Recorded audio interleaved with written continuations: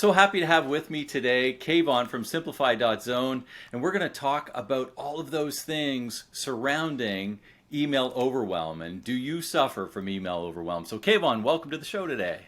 Hello, Pete. How are you doing? Awesome, awesome. I'm happy to be here today. Great to have you with us. Thank you. Yeah, email overwhelm or this whole idea of inbox, it can be very tricky in our For day-to-day sure. life. Yes.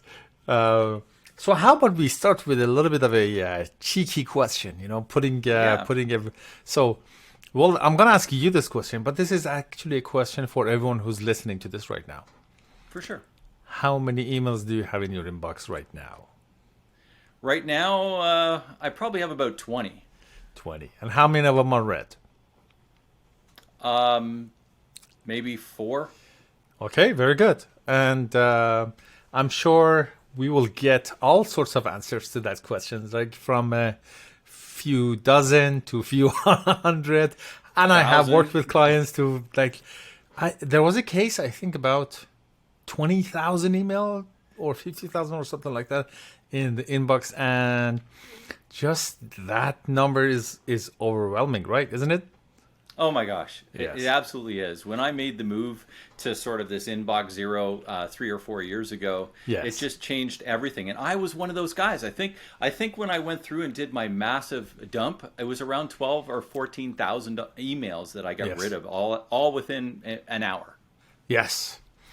And how did you feel right after that? Oh, just the weight has been lifted. It's such a freeing experience. Yes. And I'm so happy that you put it that way because that is the main point. It's not about having more emails or less emails. It's not about organization. It's about having that sense of freedom and not having that weight on our shoulders and creating more space for creativity, more space for focus, more space for strategy, and that sort of thing. Because if we are working with limited space, it's like a computer with a short amount of RAM. It will get the job done, but it never as good as other cases when the RAM is empty or not as fast as and that sort of thing. So protecting and enhancing our mental RAM is the main point behind thinking about email overwhelm or any other thing when it comes to productivity, being effective, efficient, and that sort of thing. What do you think about that? I completely agree. I think the whole thing when I'm working with people regarding around this subject, it's all about relieving that time to get your time back. We've talked about this in one of our earlier episodes. I think there's only 24 hours in a day, Yes. and if how much time are you actually spending going through those emails? And I think one of the big frustrations, it's like you said, how many of them have actually been opened? Well, there are a couple that I still have to navigate through that I know before I hopped on this message I'm going to get back to. Yes. But ultimately, when you look at that sort of thing, to free up your mind and allow yourself to get to the things that need to be done is such a crucial piece. And Yes. and it's literally life changing. It is. For a bunch of reasons. One is we just talked about, creating that extra room to feel better, to be happier, to be more satisfied with ourselves and our work. Therefore, we can focus better and strategize better and create better. On the other hand, it's what we talked about it in the previous one of the previous episodes too. The way you do anything is the way you do everything. So Yeah. that whatever is going on in our inbox is a good indication of whatever is going on in everywhere else.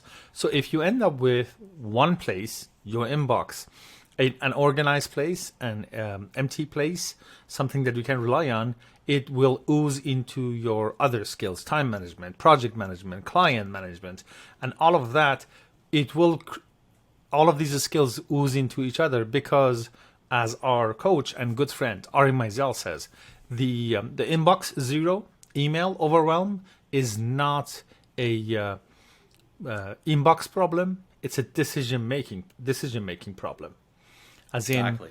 are we letting things just to hang there and get more space and take more space and take more space, or are we taking care of things, processing the email, going through them quickly, and taking care of the ones that we can take care of at the right time, so that organization and freedom will ooze into everything else too, because that becomes your default way of thinking when it comes to requests and customer questions and project management and deadlines and all of that. Yeah, I mean, now that we're talking about Ari, why don't you? I mean, you've worked a lot more with Ari than I have, and we both have had some learned a lot of stuff from Ari. Yes. But you've had more interaction, and I love that framework, the 3Ds. Why don't you Yes. sort of explain that, because that has a lot to do with Inbox Zero, but like you said earlier, it has a lot to do with decision making. Period. Yes. And that's how Ari designed his 3D model. I don't know if you know this or not. A bunch of years ago, I became a certified productivity coach by Ari. And after a while, upgraded to master levels certification. And yes, I have learned so much from, because when I got into his mastermind, I started to apply these things to my business. And they were so helpful to me that I wanted to know more, get involved more, and also be able to help other people with them. So Ari's method is very simple and easy, because it's every time there is an email, one of the three things can happen to it. One of the 3Ds. Either you read it and you're done. There is not much to do about it. A good example is a newsletter. It comes to you, and after you read it, there isn't anything else to do. You don't want it to be there anymore. So the first D is delete. Send it away.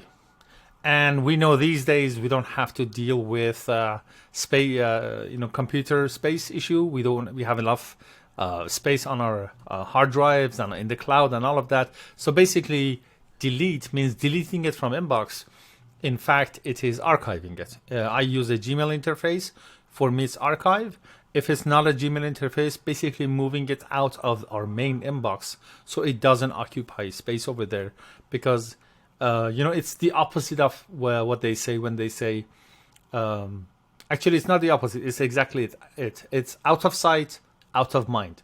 And that's what we want. It's out of our sight, so it doesn't have to occupy our mind. So you're anymore. not going through it and seeing it every time you open your email, right? Yes. Or it's not there, because even if you don't look at it, your subconscious is still picking up, or something else. What is that thing? What is that thing? What is that? Exactly. But when you archive it, it's gone. So that's the first one. Yeah. The other D is do. If you can do something about it right now, just go ahead and do it. And this is one of those, when we talked about decision making points, because the rule is, if you can do it quickly, and I'm thinking in the next 60 to 120 seconds, if you can do it in 1 or 2 minutes, okay, maybe 3 minutes, right? You do it right now. You don't have to do anything. You don't have to say, I'm going to come back to it later, because that's extra energy spent for a bunch of more decisions. I remember many years ago, this was, when it came to desk organization and that sort of thing, they would say, touch each paper once. Right. It's the same sort of a concept. If you touch it, and if you can do something about it, do it right now. Don't leave it hanging there. So that's the second. The first one is delete. Yep. And the second one is do. The third one is defer. So defer means that you're not going to do it now, because for some reason you still need some information to get to you, some document you need, or this is going to require more time and effort from you. So basically, another D, which is a subtask of that, you defer, you delegate it to somebody else. Now that somebody else could be actually somebody else, because you're not doing this yourself, you just defer it and you delegate it, send it to somebody else, or you're delegating it to a future version of yourself, so that you say, hey, I'm going to come back and do this tomorrow at 10:30 p.m., which is that snooze option in the email. So again, it doesn't remain in inbox waiting for a decision to be made. The decisions are made. I love snooze. I use it all the time. I mean, I think it's just such a wonderful feature from the Gmail side of things. I don't think they have it on Outlook. I think you have to use an outsource. I can't remember the name of the outsource program that does it, but from Gmail. Yeah, from Gmail, it's just such a great tool, snoozing things. And I mean, when I look at snooze, whether even when it's and scheduling, sending, and all this other stuff, you know, there's so many different tools that you can use to you not only create less email overwhelm for you, but Yeah. for your team.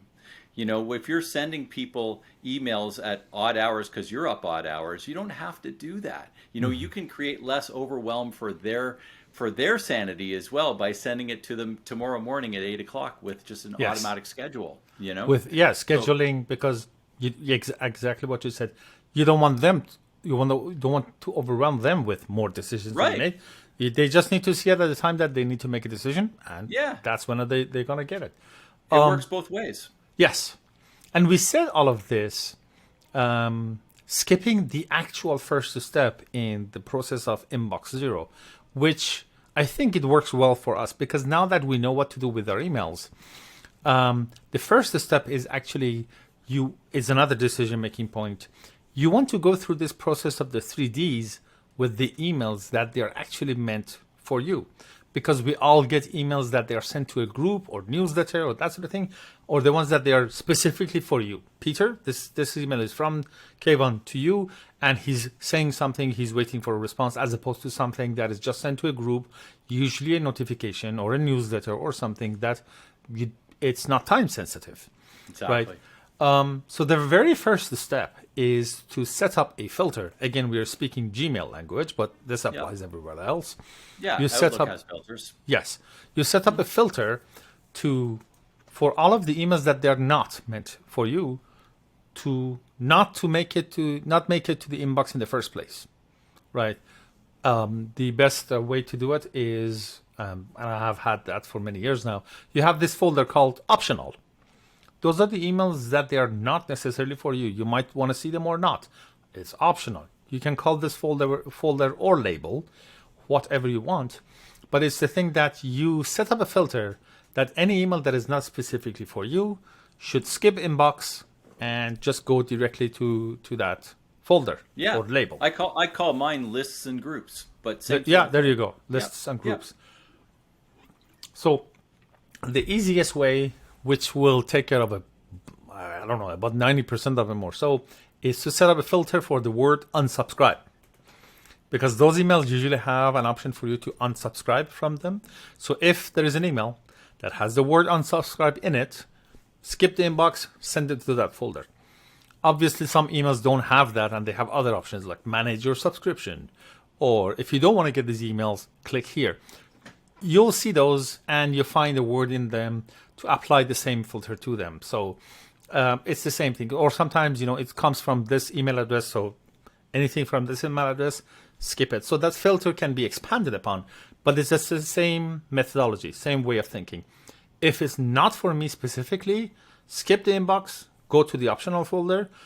Whatever passes that filter is meant for me. Now go through the process of the 3D. Either delete it because I'm done, or do it right now. And again, we're done. Do archive, bye-bye, do delete, and or defer, which again takes it out of the inbox. I am talking to you right now, and on the other tab, I see I just received one email because at the beginning of this conversation, I had 0, and there is 1 over there.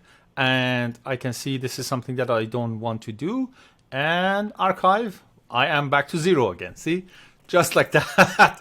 Yeah, it's so beautiful. Yeah, so it's taken care of. It is a simple process. It's easy to learn. And after, I don't know, maximum a few days, it's easy to adopt as a new habit and way of looking at things. And you and I have been through this. And whoever is going to apply this method is going to experience the same.